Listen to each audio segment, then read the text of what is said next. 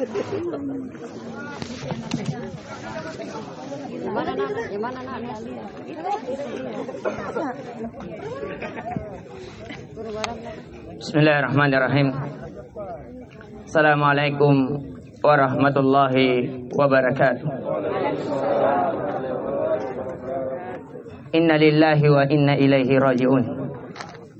Sesungguhnya kita seluruhnya milik Allah, dan segala sesuatu kembali kepada Allah.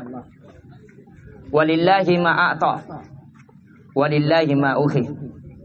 Milik Allah lah segala apa yang Dia beri, dan milik Allah lah apa yang segala Dia ambil. Tentunya kematian adalah sesuatu kepastian ketika seseorang hamba berada dalam kehidupan.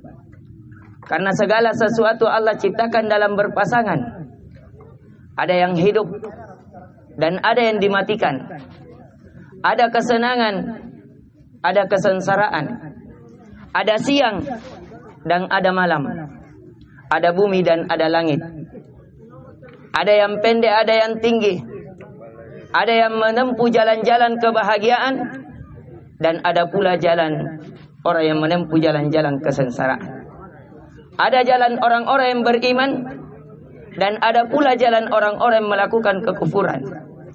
Maka dari itu ini hal yang pasti, bukan sesuatu yang seseorang bisa menghindar darinya. Maka dari itu Allah tegaskan, aina ma takunu yudrikkumul maut walau kuntum fi burujin musyayyadah. Dimanapun engkau berlari, pasti kematian akan menghampiri kalian, walaupun kalian bersembunyi di balik benteng yang kokoh. Karena kematian tidak mengenal raja atau rakyat jelata. Maka dari itu di kisah Nabi Sulaiman alaihi salam, bahkan dia memerintahkan para jin, dia penguasa para manusia di zamannya. Ketika lewat di suatu rumahnya, dia mengatakan, "Man-an, siapa engkau? Kenapa bisa lewat dari gerbang yang saya telah jaga?" Dia mengatakan, "Ana, saya adalah yang tidak menerima penjaga. Saya adalah malaikatul maut.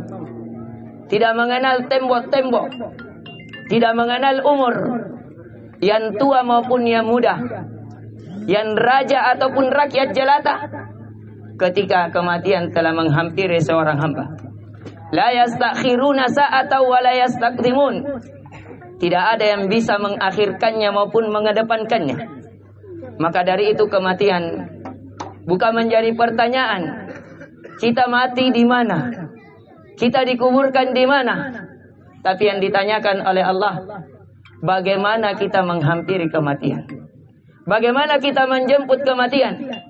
Apakah kita mati di atas keadaan beriman, ataukah kita mati di atas kekufuran?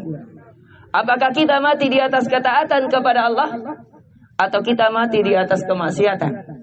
Apakah kita meninggal di atas kerinduan kepada Allah dari apa yang ada di sisinya, ataukah kita termasuk orang-orang yang membenci kematian? Maka dari itu di antara wali-wali Allah, para nabi, mereka juga merasakan kematian. Mereka juga ditimpa kematian. Bukan hanya pada keluarga mereka, bahkan pada diri mereka sendiri. Nabi kita Muhammad sallallahu alaihi wasallam telah meninggal ayahnya ketika masih di dalam kandungan. Meninggal ibunya pada masa kecil. Meninggal pamannya.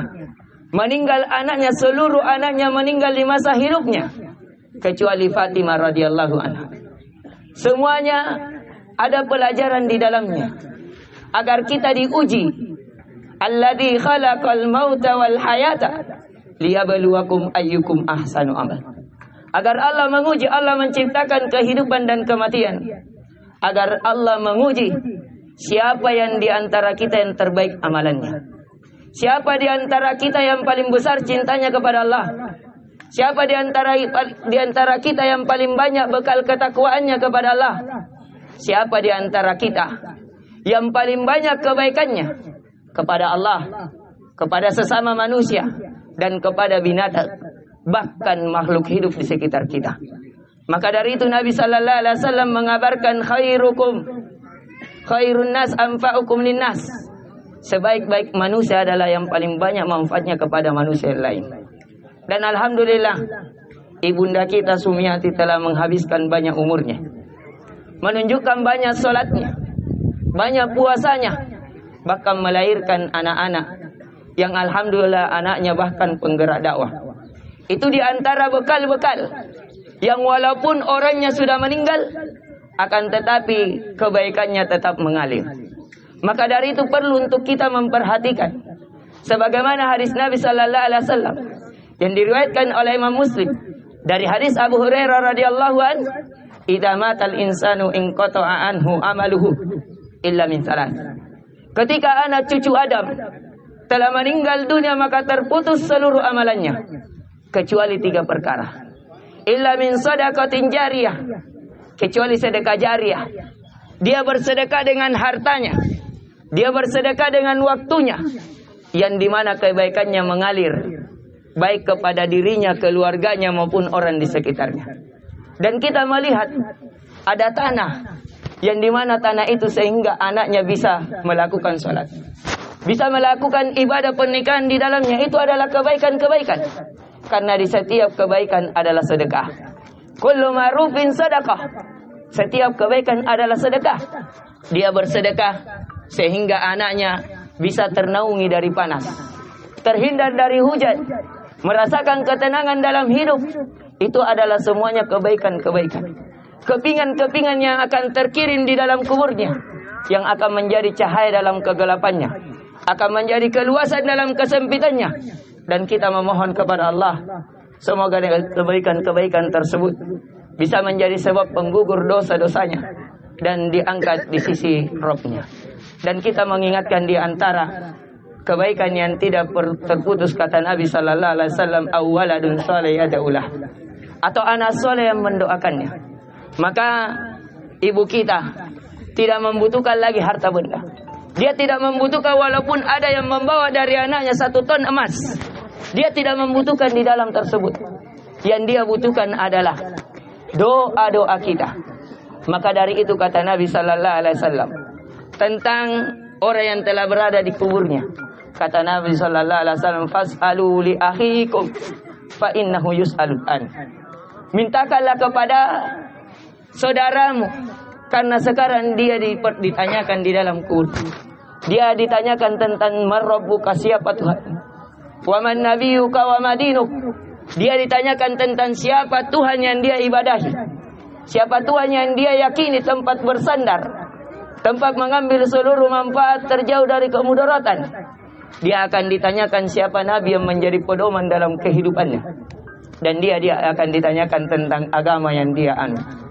Maka dari itu kita mengingatkan kepada seluruhnya bahwasanya kematian sesuatu yang pasti, bahwasanya kematian sesuatu yang tidak bisa dihindarkan.